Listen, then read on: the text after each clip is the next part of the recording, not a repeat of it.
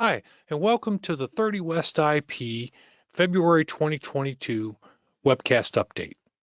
Today we begin a series of 3 presentations, which will take place here in February, next month in March, and then in April on electronic plotting. And what we're going to do today is we're going to host Don from PlotNG, and then next month we'll host Ben from Airing Direct, and then the subsequent month, Sean from Scott IPC will be joining us and showing us Scott Plot. Our objective here is to really glean their understanding of where we are in the electronic plotting industry right now, what their relationships with the FAA have told them, and what they have seen the technology do. So this is an update of a similar series we did about 18 months ago, and we hope to learn quite a bit from it. And it's really fortunate for us that we've been able to get some experts in that can show us this. So we're grateful for that. Before we jump into that, I have a little bit of housekeeping. Joe and I do have a day job. We provide international procedures training for business aviation flight departments. And we have had for some time, some years, an e-learning anywhere, anytime platform, learning management system for recurrence.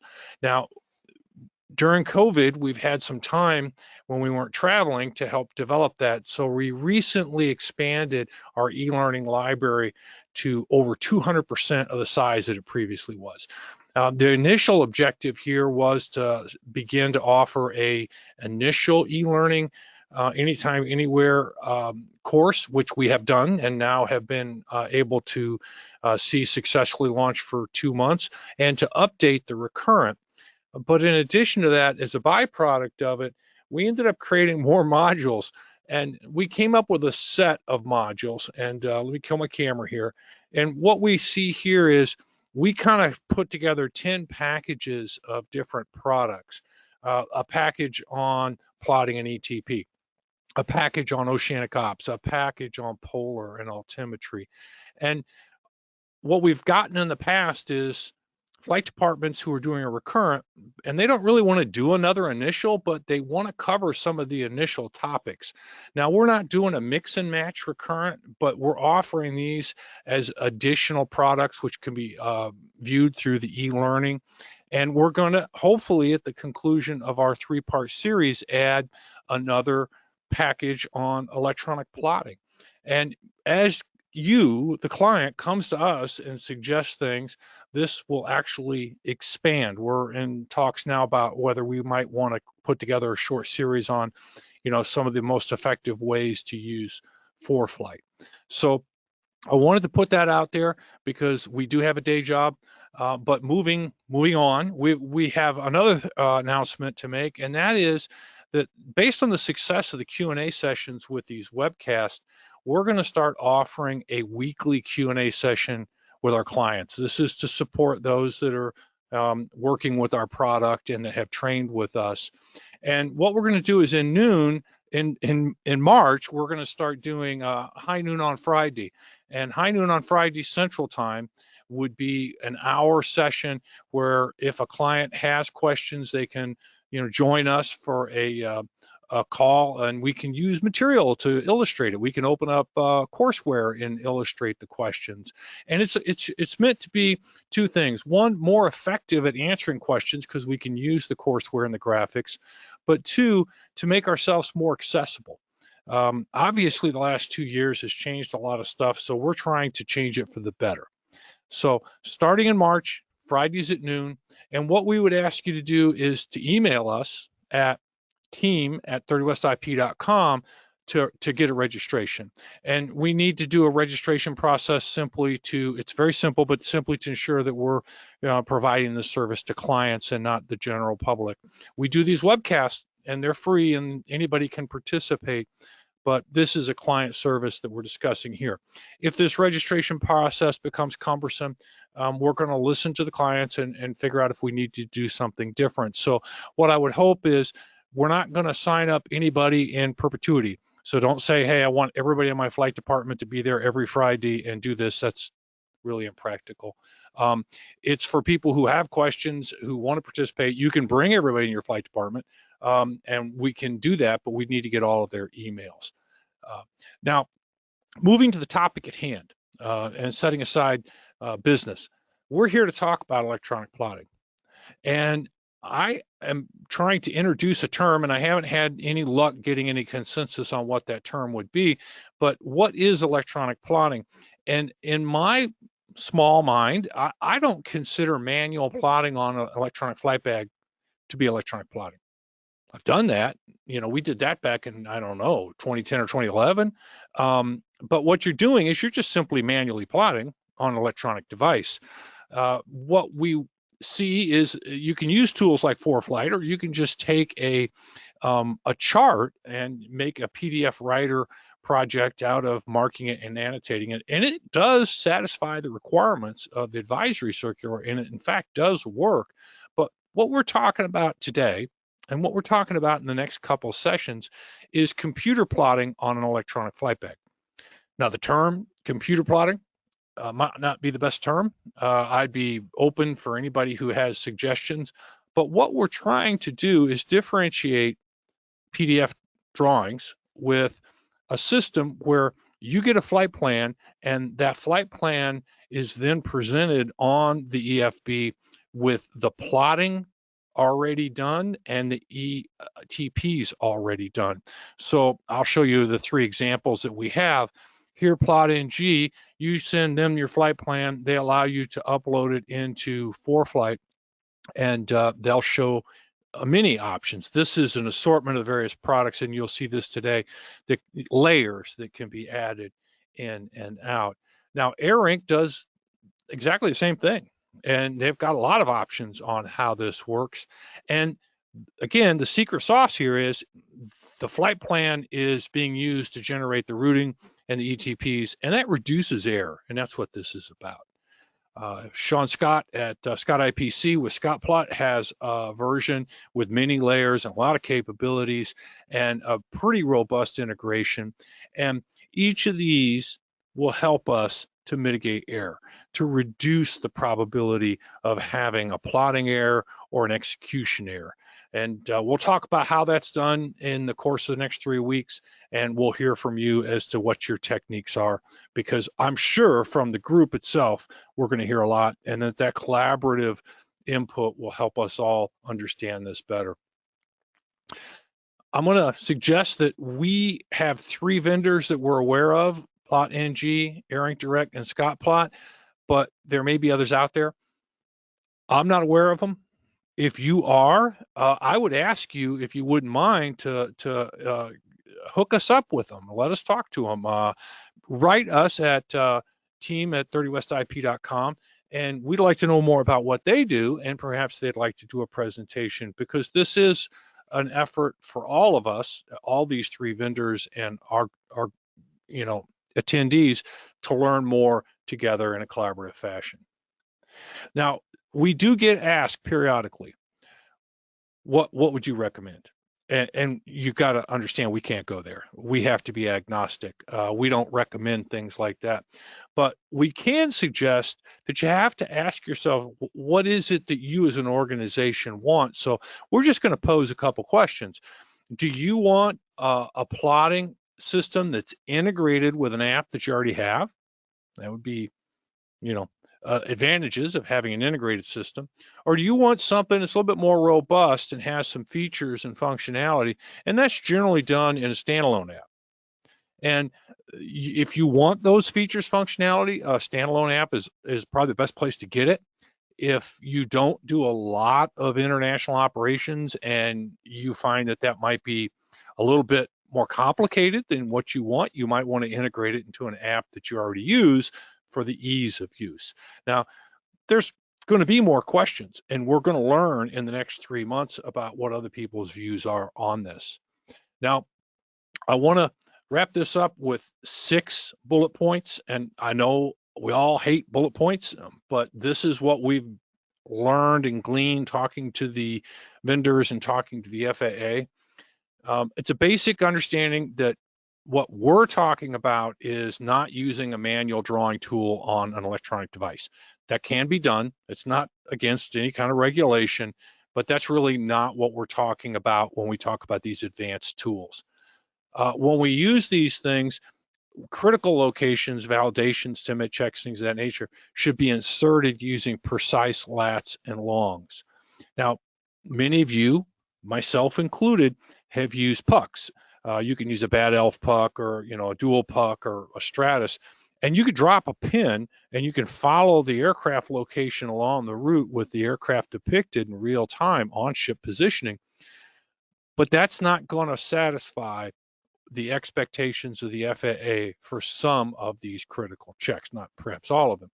And they want you to use precise lats and longs, and that's not hard.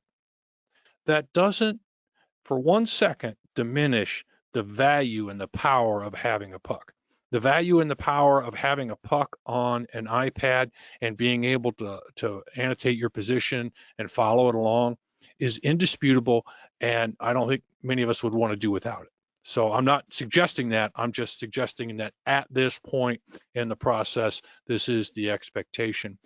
When you do a validation, a G&E check, they want you to use a certified source for that. Now, a certified source is listed in the advisory circular as the offside or the non-steering long-range nav system. Let's just say the right FMS for simplicity. There's a lot of ways to get that information. And we're going to hear more about that in the process of this discussion. And one of them is you can simply have the offside FMS up, and when you reach 10 minutes, you can take a picture and capture what that lat long is, and then you can use that lat long that you captured on that film to be able to create the position and validate it. That's fairly easy. But now, today, in many airplanes, what will happen is that offside FMS will feed the current position to the aircraft router. For those that have internet capability en route, the router can rebroadcast that position to an electronic flight bag. We were doing this, wow, decades ago almost, when we first had a CMC Marconi and we were getting it from on ships. So that's a powerful alternative, and we don't want to suggest this is the only way, but we do want to suggest it needs to come from a validated nav source. Operators should have the system, the conduct of the operation addressed in their international manual, or if they have a GOM with an international chapter, in the chapter. You might want to leave the paper plotting instructions in there and then add some instructions and say, well, we would also have the option of doing it this way. And you wouldn't want to just say, yeah, that's okay, you can use these ice pads and do that. That's not what the FAA's intent is here. It would be, this is how we do it. These are the steps and the protocols and the standards. And it doesn't have to be terribly complicated, but you can get information about this from many of the providers, and you can use it to address this. Now, crews also need to be trained. You need to be trained on however it was outlined, so you have a standardized execution of these procedures, and you can get assistance in this training from many of the providers that we're going to be talking to in the next few months. It's one of the things that we'll be talking about. But these are important elements that, if they weren't conducted, that could be a finding in an error. I was asked recently, well, do we need to, how do we document this and date it and how frequently? And we're really not there yet. If you were to tell the FAA, yeah, we all did the training, we conducted the training, here it is in our manual, I don't think we've kind of nailed down the final solution yet. I'm not sure that it's going to be onerous. And then finally, the last thing to mention before we go to Don is document management procedures are going to have to be identified in the manual and implemented to ensure compliance. And this is not easy in a paper world, but it's even easier on an EFB. I mean, this doesn't get complicated with electronics, it gets easier. There's a host of ways it can be done. It can be captured on a screenshot, or there's other ways the vendors do it, and it can be emailed or put into a cloud file, or, the iOS has ways of sharing information that are very clever. Usually The place that this starts to rub would be if you're in a business aviation flight department and your company has document management procedures that are specific. And they may dictate how this is to be conducted. And that's easily one of the more difficult hurdles in this process, not the ability of an iPad to do that. So now I'm going to turn this over to Don with PlotNG, and I want to thank Don for being with us today and for doing this with us, because he's been very generous. He spent a lot of time with us, and I look forward to hearing what he has to say, and then of course we'll follow with the questions. Hello, this is Don with PlotNG. Welcome to our PlotNG version 2 update. We're very excited to announce that we're completing final testing of PlotNG version 2. Today, I'll be previewing PlotNG version 2, beginning with this keynote overview. Just to make sure that everyone is on the same page, Jeppesen has announced the sunsetting of JepFD and is recommending as its replacement ForeFlight. While JepFD was originally supposed to be discontinued in the US at the end of 2021, we note that it is still available, but will be discontinued sometime in 2022. What you're seeing is a screenshot of ForeFlight with all of PlotNG's features turned on. We'll talk about PlotNG in a moment. Given our tremendously large user base, the odds are excellent that many of you in the audience are already using PlotNG, so a short discussion is in order of what exactly has changed. For those of you who are not PlotNG customers, this keynote will give you a brief introduction as to what our philosophy and values are. Probably the single biggest change is how we handle moving flight plan information into and out of ForeFlight. The current version of PlotNG has a very slick method to load your route into ForeFlight, but it only works in Apple Mail. We provide an alternative method that works with all other email apps. There has been a rather large push in corporate flight departments to use third-party email services such as Outlook, and so we've developed an even more elegant, universal solution that works the same way in all email applications. This means if you use Outlook or Gmail, or something similar, you no longer have to download TripKit components from our servers, and there are no longer any time restrictions. All TripKit data is kept local on your iPad. The second biggest change is that we now include every capability of PlotNG in every TripKit. You no longer need to change any settings to customize PlotNG to meet your specific needs. Eliminating user settings means that account users no longer need to log into PlotNG, so we got rid of that too. Now, only one online account is needed to manage PlotNG, whether that's an owner-operator, an individual contract pilot, or a flight department manager overseeing a team of pilots. We've completely redesigned our flight plan engine to make it faster, generate highly optimized trip kits, and become even more standards-based. PlotNG's layer menu options in ForeFlight have been restructured to provide an enhanced decluttering and operational experience. More about this later. The ETP graphics were redesigned to use more industry-familiar graphics, and the ETP ancillary data was enhanced to better reflect the reality of how pilots handle contingencies. We're now providing contingency procedures as a pop-up on the map screen. Previously, the procedures loaded into ForeFlight documents. This is a much faster operation, it keeps the user on one screen, and is much more intuitive. We now only provide NAT tracks. Pacific tracks and Australian tracks are not included in the trip kit, and I'll speak more about this when we get to the track slide. All data interactions are now driven from the map screen. This is an important step in making ForeFlight as easy to use as possible, with the least amount of taps required. The rule is simple. If you see a round target on the screen on any PlotNG layer, you can tap it to show additional information. The same symbol type is used on all layers, albeit color-coded. We're now providing both 10-minute checks and 5-minute checks in every trip kit. You can display none, either, or both. It's up to you. Of course, if you're a 135 operator, you'll need an LOA from the FAA to use different G&E checkpoint locations.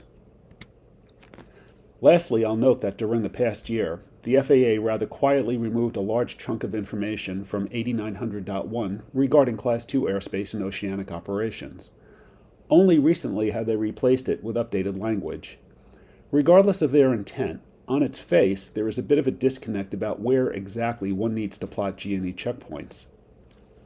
PlotNG continues to provide suggested locations where it would be a terrific idea to do these checks. We're a bit conservative in the way we provide our recommendations, but our feeling is that it's always better to have more checkpoints and not need them than to come up short. At the end of the day, 91.3 prevails, so this decision is always the pilot in command's responsibility. That said, for those of you who fly polar routes, you'll note that there are more suggested G&E checkpoints than before. Whereas many FMS manufacturers tell operators to switch to true course navigation when above 70 degrees north latitude, when it comes to G&E checks, we suggest that any waypoints located above 65 degrees north latitude should be checked, especially in the vicinity of Iceland, where the magnetic variations widely diverge. These refinements are intended to make PlotNG virtually transparent to your operation. It just works. But first, I'd like to frame the conversation to help you understand how we think about electronic plotting. We understand the limitations of using iPads in the cockpit. A proven strategy to mitigate software lockups and reduce user input errors is to run only one application at a time. PlotNG, which is a for-flight add-in, is an automatic solution to this problem. A principal goal of PlotNG version 2 is to make an already easy-to-use service even simpler. Pilots not flying internationally on a regular basis will enjoy how easy it is to learn to use and to maintain currency with PlotNG. The primary way we achieve this is to fully automate reading and interpreting the data in your flight plan, and then translating that into simple pictures, all without having you manually enter a single piece of data. There are two parts to managing the data of any international flight. The pre-flight planning, which includes the flight plan, the ETPs, and the plot, or what we call the static data, and the in-flight data updates, which include G&E checks and master document updates, or what we call the dynamic data. PlotNG believes that you should use the best tool available for the job. There are a myriad of ways to store and manage your data, and we embrace, in fact, we encourage you to use whichever solution works best for you. PlotNG is a bit unorthodox in the way it works. Simply put, you forward the flight plan PDF email you receive from your provider directly to PlotNG. In under 1 minute, you'll receive an email, which is what we call a TripKit, that contains your complete electronic plotting solution. We can read the flight plans from all of these providers, regardless of the format you choose to use. You don't need to change your provider, your format, or your procedures. Do everything exactly the same way as you've done before. There's no retraining, and no procedural SOPs that need to be rewritten to accomplish this step. You'll notice that ARINC Direct and ForeFlight Dispatch are also included in this list. I made a pun in the title of this slide, but you should take it rather seriously. If you don't have your oceanic charts in order, or you don't know how to use your electronic plotting solution, then you really shouldn't start your engines. As I review PlotNG, I'll be referring to these principles to help you understand why we do things the way we do. Probably the number one question we get is how to do G&E checks. I'll note that question has everything and yet nothing to do with PlotNG. We think portable GPS devices such as Bad Elf, Stratus, Dual, etc. are the bee's knees. Not only do they provide a completely independent source of navigation, but they do it with wicked precision. Many, if not most, aircraft are equipped with onboard Wi-Fi. That said, you can only use one source of nav data at a time, and the FAA wants you to use a certified source. That means your non-steering FMS. There are several ways to get your present position into ForeFlight. Manual entry, a portable device connected via Bluetooth or Wi-Fi, or your non-steering FMS through your ship's Wi-Fi. If you're lucky enough to have onboard Wi-Fi, and your ARINC 429 data bus is connected to the network, you'll have automatic access to a certified navigation source, and your G&E checks will be nothing more than a single tap on the screen. As an aside, if you have onboard Wi-Fi but you turn it off while oceanic, it's very possible that your local area network will still function. So you'll more than likely be able to continue to view own ship and display present position as reported from your non-steering FMS. Okay, this is what the new TripKit email looks like. And by the way, everything that you're seeing today could change before version 2 hits the streets, but I'm betting that won't happen. Notice that the blue button to load your route into ForeFlight was removed. We've replaced that with a load route attachment. This attachment will work with any email application and functions exactly the same way regardless of the app you use. Also notice the size of the content pack. It's 23 kilobytes. This is down from 600 kilobytes. Because of this reduction in size, in-flight reroutes that could benefit from a new PlotNG TripKit no longer require any special PlotNG commands in the subject line of the email. Everything downloads in an instant. Your Wi-Fi costs are much less expensive, and your connectivity will be far more reliable. We now add the departure and destination airports to the route. Should you have any company security software that prevents proper operation of the load route attachment, you will always be able to easily copy and paste this route directly into ForeFlight. The magnetic course and distance calculations are optimized to only display what is actually needed. ForeFlight now has the ability to easily provide the same information. Now, we don't know if ForeFlight uses ARINC 424 data to determine the magnetic variation, or if they calculate the magnetic variation using the World Magnetic Model, or some other analytical method. We use the World Magnetic Model and we document what we do. This means there is a very high degree of likelihood that what you see on your PFD will match what's in our report. I'm calling this slide the kitchen sink, but it's really just a screenshot of almost every PlotNG feature turned on. During normal operation, you probably won't be displaying all of these layers. Though it's not actually required, we put the TMI on every track label to enhance situational awareness and communications with ATS. Note that all of the plotting graphics are completely taken care of by PlotNG. There is no reason to use any of the graphic drawing tools provided in ForeFlight. That is for the purpose of meeting the requirements of AC 9170B.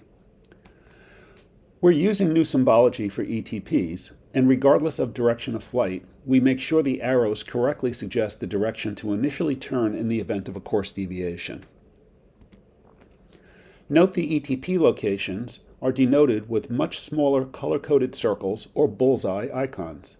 As I said before, anytime you see a bullseye, you can tap on it for more information. Most significantly, the Layers menu has been completely redesigned to make them much easier to read and provide for a more intuitive set of options. The ETPs are grouped according to diversion airport pairs. This allows you to declutter your map and display only the next ETP group on the screen. Also note that there are two different G&E layers, 10 minutes and 5 minutes. Choose the one most appropriate to your SOPs. About a year ago, ForeFlight included in their Jeppesen NOTAMs the oceanic contingency procedures. Of note was the fact that not all FIR regions included these notes. PlotNG has always and continues to provide a contingency bullseye strategically located near the oceanic route segment. When tapped, it brings up effectively ICAO 15.2 Oceanic Contingency Procedures. It's right on the map screen. It's quick, it's easy, and it's there when you need it. Of course, we've added enhanced text formatting so it's much easier to read. Displaying ETPs on the route is only one piece of the puzzle. The other piece is to highlight the diversion airports. We used to color code airports according to their use: green for one engine inoperative, blue for depressurization, red for medical, and black for PNR or PSR. What we learned is that only on rare occasion do operators file a partial complement of ETP contingencies. So we decided to make the plotting chart even easier to read and choose colors and highlights that work terrific in daytime or nighttime in reverse video. Now that you can declutter ETPs by group, we found that there is no longer any need to include the ETP 100 layer, that is, replacing 3 ETPs with just the most fuel-critical ETP. When you tap on the white bullseye located adjacent to the ETP arrowheads, you'll get altitude and speed to the diversion airport. Because ETP data is only valid at the ETP point, we've eliminated all point-specific information to get from the ETP to the diversion airport. We could have provided a multitasking add-in to give you dynamic information about where the ETP is relative to your present position. But given the relatively rare occurrence of emergencies, our opinion is that it serves little purpose. Use your FMS to get this data. It is the certified source. And don't forget, you can quickly use the two-finger salute and have ForeFlight give you direction, time, and fuel from your present position to any place on the world by using the measuring tool. The graphical reroute solution is still available, and if feedback from the field has told us anything, is that you guys love it. Again, unless you've hit the trifecta and get a full reroute clearance, simply accept your CPDLC message, manually edit your ForeFlight route by dragging or rubber banding fixes, or use the route editor. It's much quicker. But if you want to generate a new PlotNG TripKit, there are no special options to learn or remember. We removed them. Note the diversion airport on the right side of the screen. Note the G&E checks. We've renamed them from the pilot vernacular of 10-minute check to G&E 10 check. This is the FAA preferred nomenclature. Remember, you're checking your navigation performance for any cross-track errors. You're not checking your time. We're showing the 10-minute checks here in yellow. The 5-minute checks are in a muted orange to help differentiate them. It's important to note that you might have a 5-minute G&E checkpoint, but not a 10-minute G&E checkpoint. We won't display a suggested point if, for example, the next fix occurs before 10 minutes at your filed cruise speed, or if the next fix is a ground-based nav aid and you're within the service volume. There are several other edge cases that we consider to help simplify your ADM. The G&E checks are best performed using ForeFlight's marked positions. They are beyond precise, and depending on your GPS present position source, may not require any manual data entry. And most important, it's a way that we leverage the capabilities to integrate with ForeFlight while embracing best practices. When PlotNG was first introduced, marked positions were not offered in ForeFlight, so we suggested entering your latitude and longitude in the search box, or create a user waypoint to mark the position. We didn't care for that because there was too much opportunity for data entry errors. ForeFlight then offered marked positions, and voila! We always encourage pilots to use the simplest and most precise ways to enter latitudes and longitudes. Note that you can also add any additional information besides the time in Zulu, so the need to write anything on your ForeFlight screen with the annotation tools is completely eliminated, at least for this exercise. There have been some significant operational changes to the NAT tracks, and we expect more changes coming this year. By virtue of the critical nature of these tracks and the procedures they require flight crews to explicitly follow, we've decided to provide the full track message customized for the track and available as a pop-up on the map screen. As always, we provide the TMI number for enhanced situational awareness and reporting. If a flight level also corresponds to a PBCS level, we'll indicate that in the flight level section as well. There are two significant reasons why we include these tracks at all. First, in ForeFlight, you cannot display their tracks, which appear on the aeronautical layer, at the same time you're displaying a Jeppesen oceanic chart. PlotNG can display our tracks over any chart. And second, ForeFlight tracks are temporal, meaning that when a new track message is published, ForeFlight will display that new information.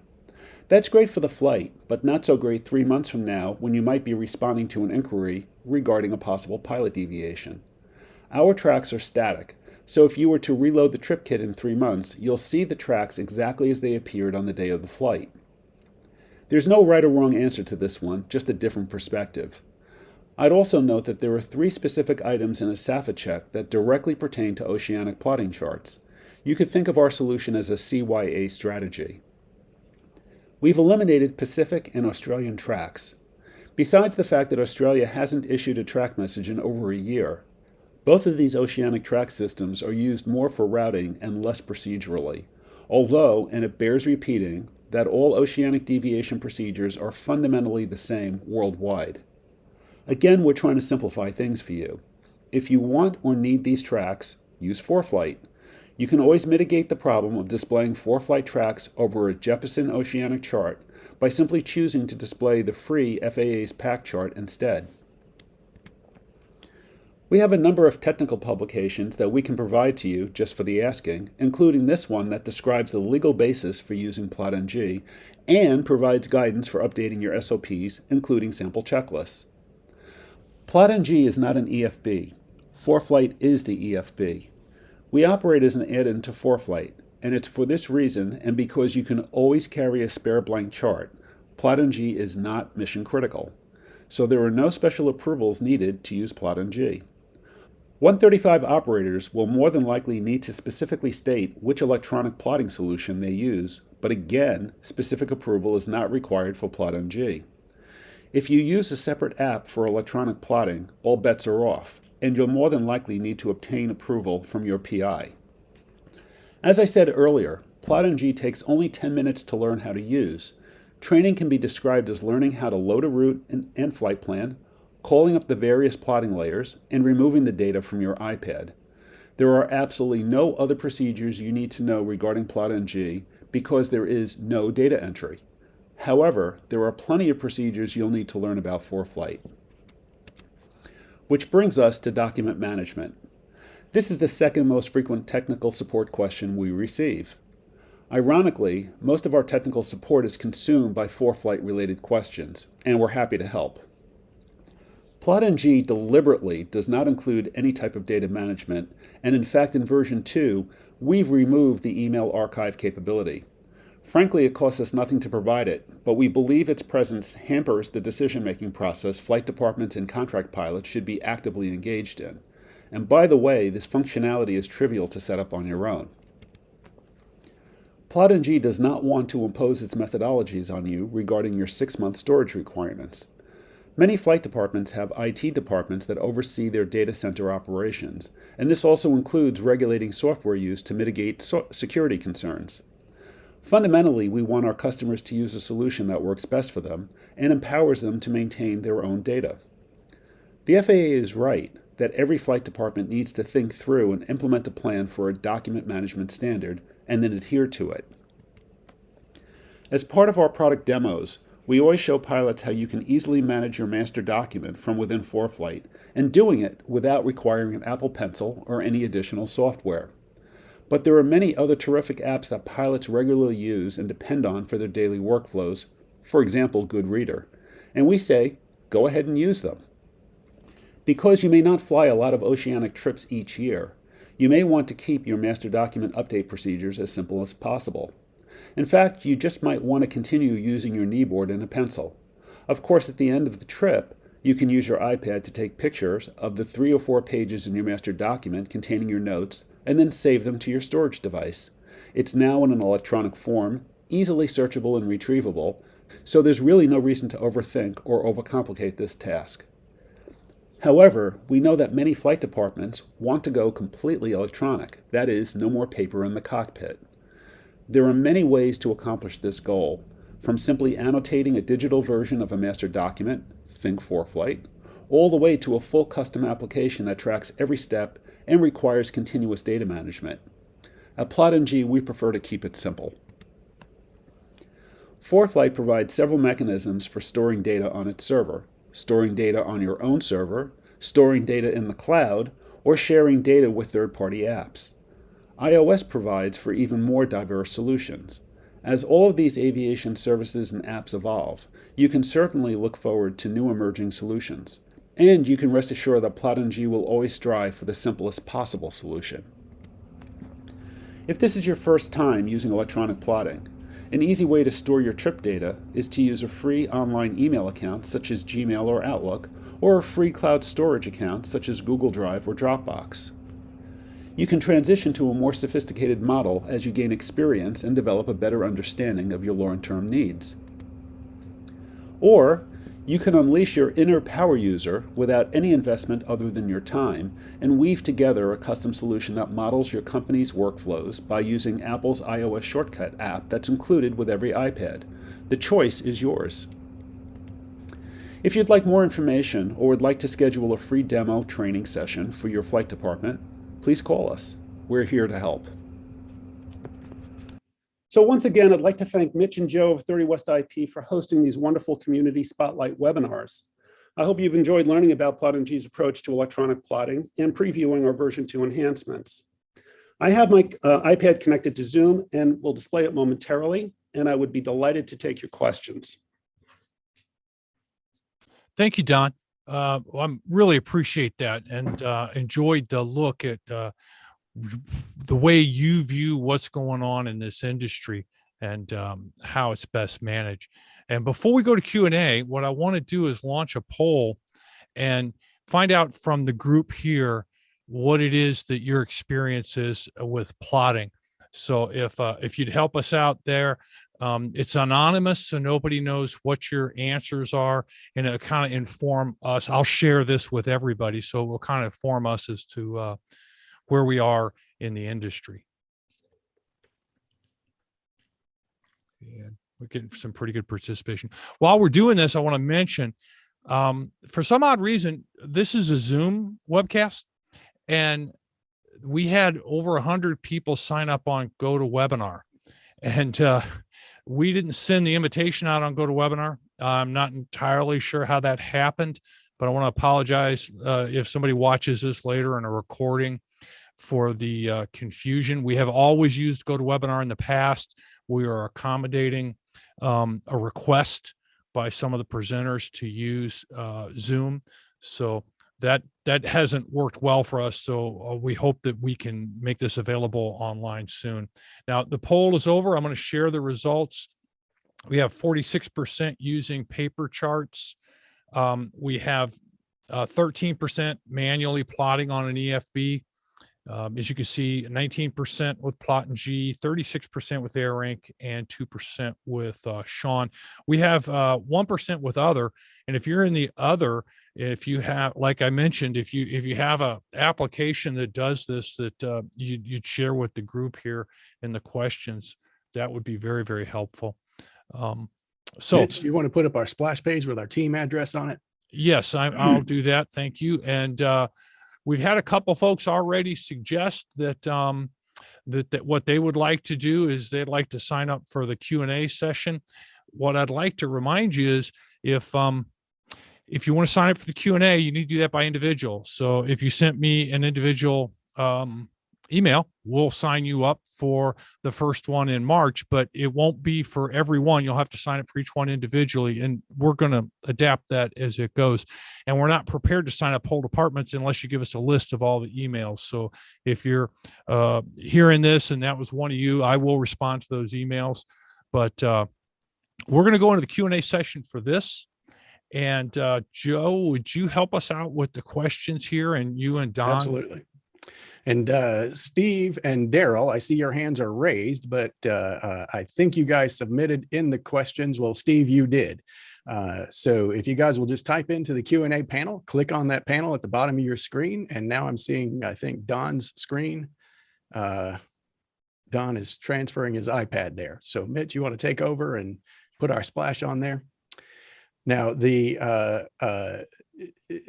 Steve, if you want to submit your question, well, I see you did that already. Okay, good. Thank you. Now I'll start off with this one question that's been upvoted a couple of times, and it's Chris asking about, do we know if ForeFlight has any plans or if they're working on a plotting solution? Mitch, do you have any information on ForeFlight's intentions? They have, I think, like many of you, informally shared with us that is their intent. I don't know how far or where it is on their priorities. I do know that it appears that their highest priority right now is to restore the smart notes that were in JEPFD and to place those into ForeFlight. That's the reason that ForeFlight was allowed. That's the reason that JEPFD was allowed to continue to be used for some time. And I think that's their first priority. We would love to see more from them.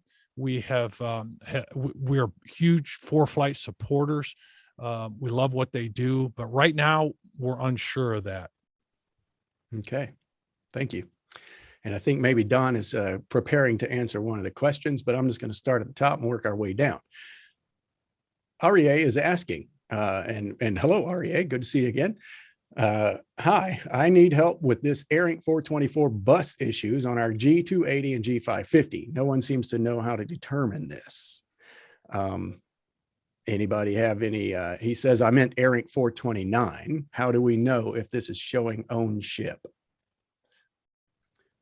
John, do you Maybe want to Don address Yeah, that? I think the simple answer is that if you are able to connect your iPad to your ship's Wi-Fi, and you're able to see that the present position that is displayed on your ForeFlight iPad device is the same as what's on your non-steering FMS, that's the simple way to verify that you're getting the correct information.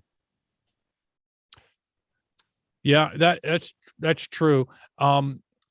The communication service provider would probably be a good place to start asking that question, because the communication service provider is the one that's managing the router in the airplane, I believe. And what I'm going to do is allow, if somebody else in the organization or somebody here in the audience has a better answer than that, I would certainly like to hear that, because I'm not the smartest person on that for sure.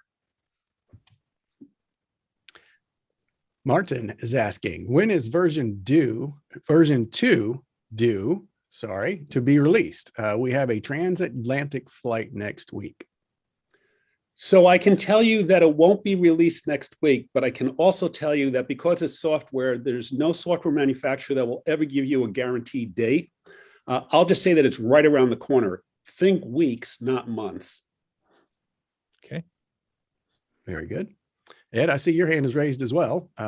Mitch, do you want to open Ed's mic, or do you want to have him type it in? Ed, you can go ahead, and I'm going to open your mic. Okay, just a comment on the 424 stuff. Just because you can hook up to the Wi-Fi doesn't necessarily mean that the position information you're getting is coming from the aircraft. Because if you've got a Wi-Fi that has a GPS location, some airplanes you can get GPS through the windscreens and some you can't. So you'd have to verify where your information for position is actually coming from. Okay. Thank you, Ed. Appreciate it. Excellent. Good input. Thanks. Steve is asking, I'm not fully clear on how we would save the completed plotting chart for a flight, screenshot, export, etc. Okay, so that's an excellent question. And that gets into a demo that I'm going to give you right now. So let me start at the beginning and take about 10 seconds to show you how you get your data into ForeFlight. And then we can talk about what you would do about getting your data out of ForeFlight. So what you're looking at on the screen right now is an email in the iOS email app. And at the bottom of this email are two attachments, the load route and the content pack. I'm going to tap on the load route. It brings up a blue button. And when I hit this, I can now load the route directly into ForeFlight. So there's the route that was from that flight plan. I'm going to go back to the email. And I'm now going to load the content pack. So this is just a matter of sharing the content pack with ForeFlight. And that's all there is to setting up your PlotNG electronic plotting solution. To access the layers, you merely scroll up the right side and you can see that we have a whole bunch of new layers here. I'll turn on ETP1. I'll put on the G&E checks, and I'll even put on some NAT tracks.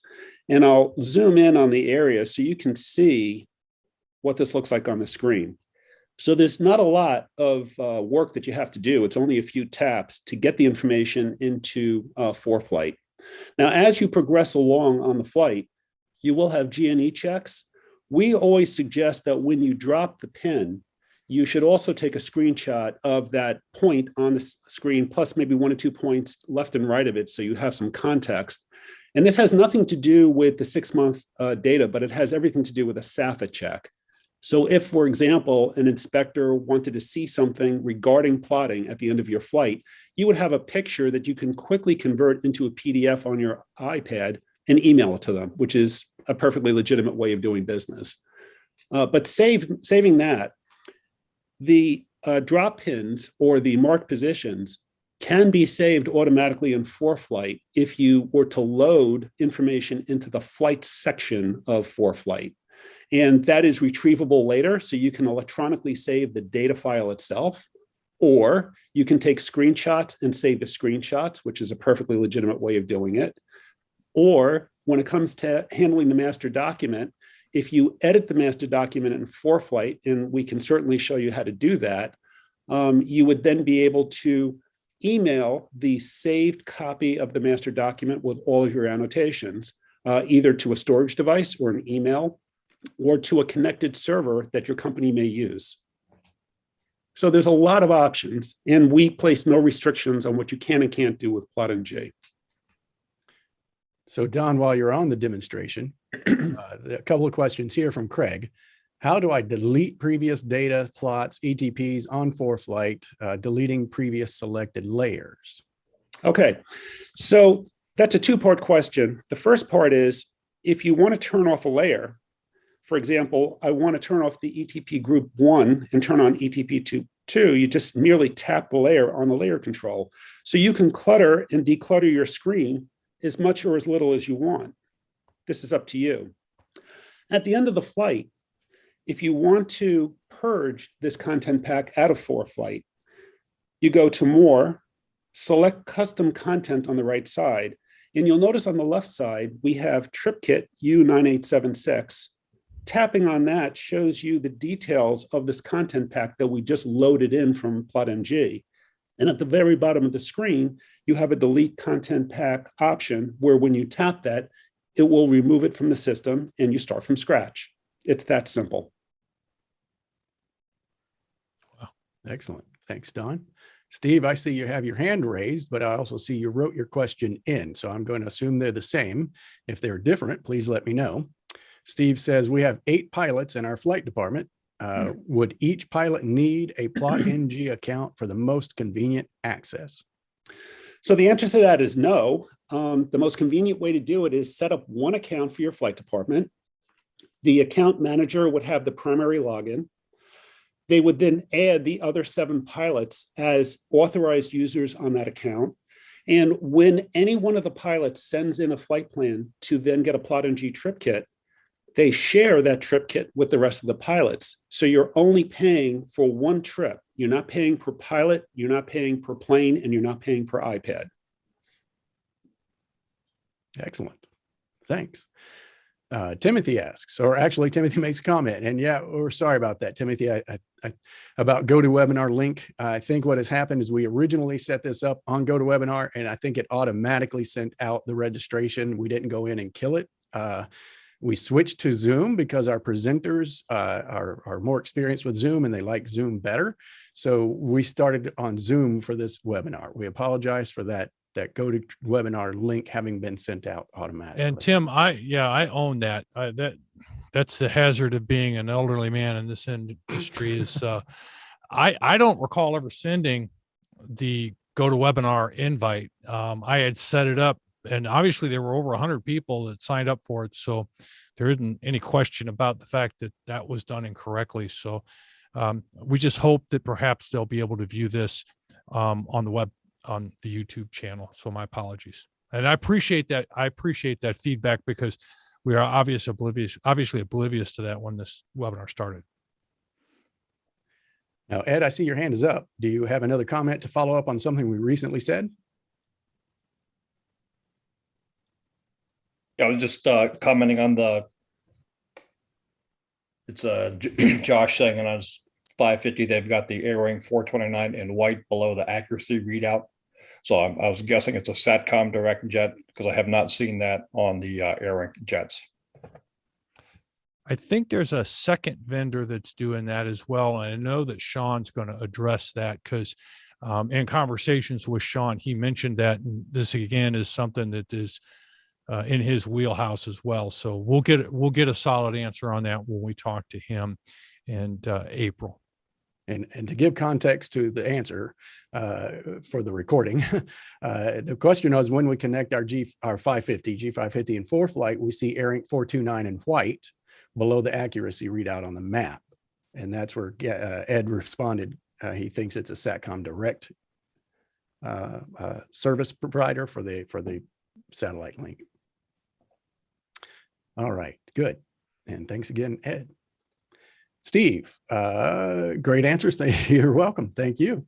Appreciate that. Mike asks, how are reroutes handled with regards to updated ETPs? Okay, that's a really good question. And so if it turns out that you have a reroute and there's only one or two fixes that move, for example, and let me get the flight plan editor out of the way, I'm going to drag and drop one of these fixes up here to a new location. And I'm just picking a random location just to demonstrate that we needed to circumnavigate around where we were supposed to go. I could have edited it by dragging it on the screen, or I could have literally typed in the latitude and longitude by going into the route editor. If it's only one or two fixes, the quickest way is to simply just edit your flight plan on the screen. The question then arises is what happens to the ETPs? Well, let's display some ETPs that may have been in that area. So you'll notice now that this ETP does not move because it's static in the way that it's drawn on the screen, but the route itself moved. So how do you know where that ETP gets relocated? Well, there's two ways to do it. The simple way is that we provide a reroute layer. And you'll notice that we're drawing the graphical extension line solutions. We see the two airport diversion airports that are on the screen at the top and the left side in orange. And if you were to draw a great circle line that connected those two airport pairs and then a 90-degree great circle bisector through the ETPs, that's what these extension lines are that we've drawn for you. So by zooming in, where the red and blue lines intersect the new course line, that's where the ETPs would be relocated. This is the same exact solution that you would use on pencil and paper if you were doing plotting manually. If, however, you've got a complicated reroute, for example, they didn't just change one or two fixes, but they gave you a complete reroute, even if you're not flying on the track system, you might then want to get a new flight plan from your provider, have them Wi-Fi it to your aircraft, and then you can send another request out to PlotNG. And because the information that we're sending back is so small in size, it'll come back immediately and you can reload in the brand new processed flight plan. So you have two options depending on the complexity of the reroute. Very good. Thanks, Don. And Martin's making a point, and a very good point. This is assuming similar winds at the new location, and I'll go a little bit beyond that. I think that there are similar solutions in AirRink, and they correctly show where the new ETP is, but it would be important to note that that doesn't tell you how it affects fuel. And if you're tight on fuel and then it moves, that would compromise your ability to avoid a wet footprint. So there are fuel considerations that go when you get a reroute as well.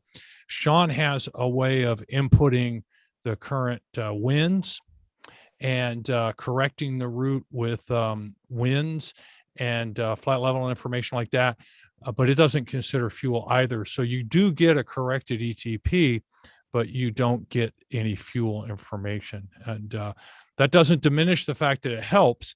That's the reason, as Don was talking about, getting a new flight plan and getting a new route from your flight plan provider is so helpful, because there you would have a solution that reflects the correct fuel. Thanks, Mitch. Excellent. Ed, do you have another comment? I see your hand.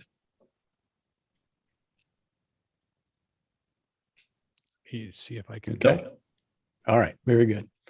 Awesome. Well, I will lower the hands. Thank you, sir. And then that concludes the questions that we currently have. And that does take us almost to the full hour.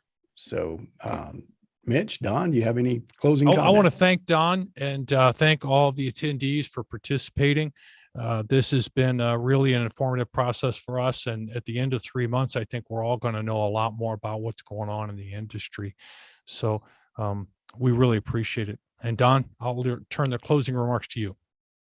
I just really want to thank both you and Joe again for hosting these webinars. I think they're such a terrific idea, and it's going to be a wonderful opportunity for everybody in the industry to learn about what options are out there and how to think about it and how we can get ideas from each other as to how to improve the state of events.